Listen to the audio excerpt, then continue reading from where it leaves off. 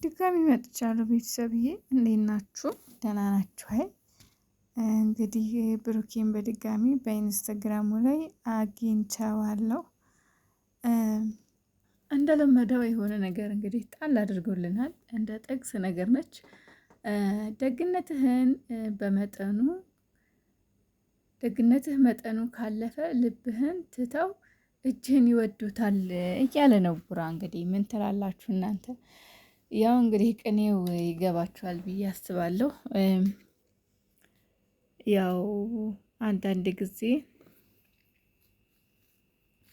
ደግነት ሲበዛ ወይም ደግሞ ለሰዎች መልካም ስትሆን ያለህን ነገር ስታካፍል ያለህን ነገር ስትሰጥ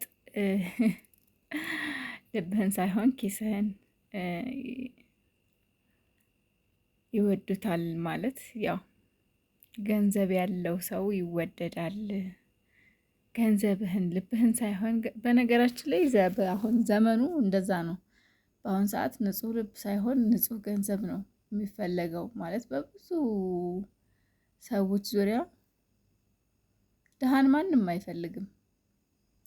በቃ ያለውን ሰው ነው ሰው የሚፈልገው። በቃ የሆነ ስትሰጥ ነው ሰው የሚወድህ። ከሌለህ የለህም የሚባል ነገር አለ አይደል? በቃ እንደዛ ነው። ከሌለህ የለህም ነው።